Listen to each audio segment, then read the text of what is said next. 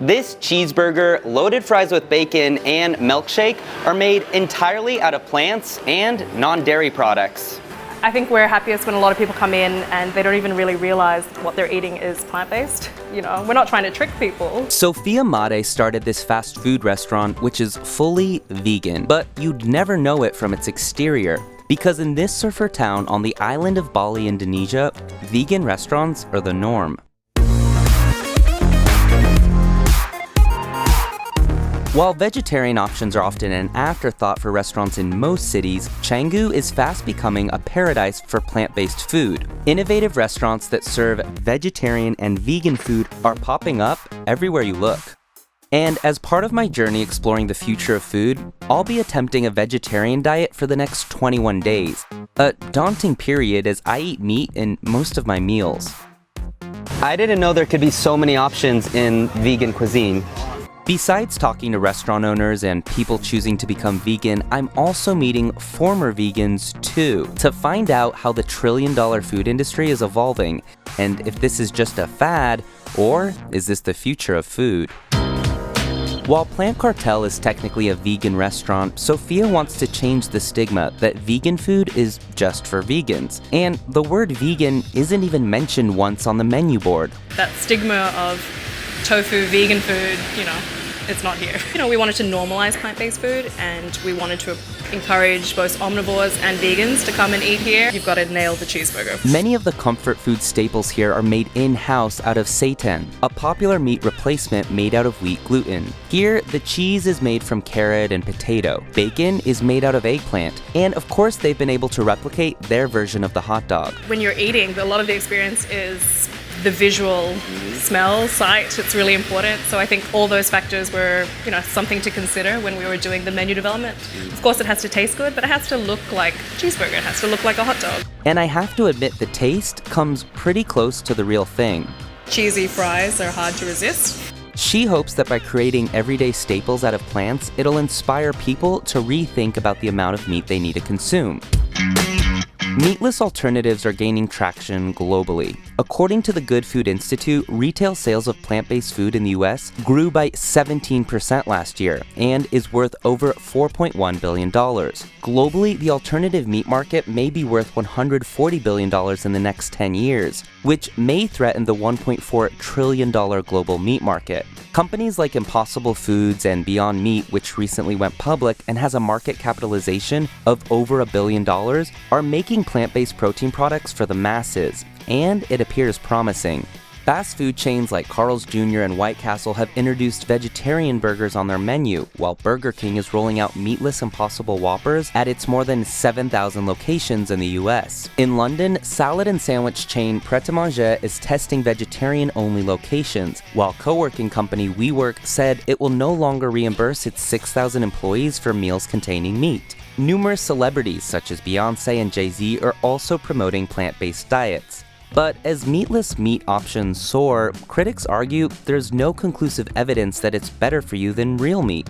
We can't really market it, however, as necessarily better for you because we don't know, because we have a lack of nutrition science in this country that's a part of our medical system. So some people eat it, it certainly won't hurt you, it can be very tasty, but it doesn't mean it's better for you. Globally, there are multiple campaigns to promote the vegetarian diet, such as the Veganuary movement, which drew a record 250,000 people worldwide pledging to be vegan in January, and the Meatless Monday movement, which was founded in 2003.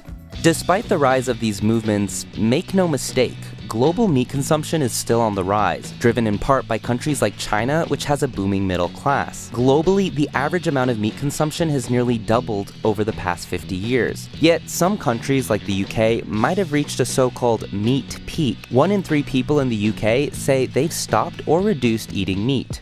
As part of my 3-week journey as a vegetarian, I'm discovering the popularity of local vegan cuisine in Bali. I'll have some of the green beans in front of you there. William is from London and now living in Bali. He's been a vegetarian for 8 months, but this week he's transitioning to becoming a vegan. And dinner parties can be, you know, someone's got to cook something special for you, so you do feel like that guy. To aid his transition, he's come to Canggu. For me, I think it's a really nice place to start being a vegan, to develop the habits of being a vegan. Then when I do leave and go somewhere that's more challenging, I'm not going to quit or give up the veganness because it's entrenched within me. So I'd actually say if you want to start being vegan, you find it too hard in London, wherever you live, come here. Because obviously in Canggu, it's the easiest place in the world to become a vegan. A week after I cut meat out of my own diet, I'm definitely feeling a bit better, a little lighter, but I'm certainly not convinced this will be a permanent lifestyle change. There's some really interesting things here that you wouldn't think of as vegan. Kebab capers, shady lasagna. With innovative menu items like these, I don't feel deprived like I normally might when picking a vegetarian dish at a meat-heavy restaurant. Next, I'm heading to a vegetarian restaurant called Shady Shack, where I meet Jason, an Australian who says that 6 years ago he decided to turn vegan basically overnight. Did you feel different after you switched? Definitely.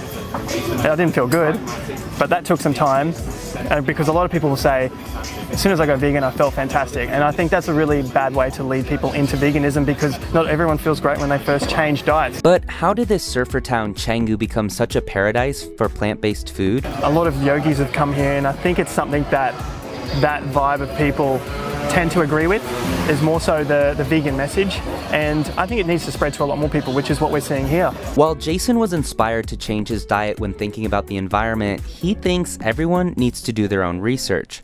The world's food system is responsible for about 25% of planet-warming greenhouse gases generated by humans annually. Beef and lamb in general have the biggest climate footprint per gram of protein. Jason says he became a vegan mostly for environmental reasons, but a few months after meeting him, he says he's tired of all the labels associated with being vegan and where the movement is heading, and he's planning to slowly reintroduce some animal products back into his diet. He isn't alone. During the course of my 3-week vegetarian diet, I meet some people who were vegan for a while but ultimately said it wasn't for them.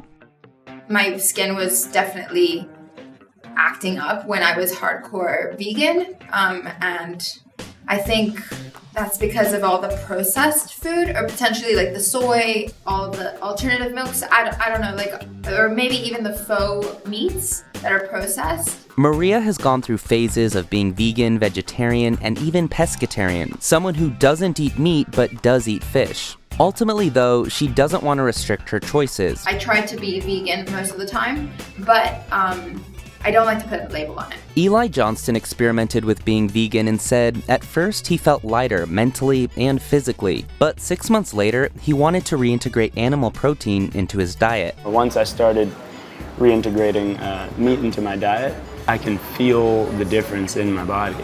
Like, I can see the difference in my body. I'm quite active. I gym a lot, I surf a lot, and I can feel a little more ripped, I guess, ripped or shredded. Just I can see it a little more. I'm learning that food is highly personal, and there's no one-size-fits-all approach to take. The first 2 of 3 weeks here in Canggu are up, and I feel good for sure, but I still crave meat occasionally. My experiment thus far has been easy, especially in a place like Bali, but I'm now headed to Hong Kong. Will I be able to continue my meatless diet for 1 more week in a place that has one of the highest meat consumption per person in the world?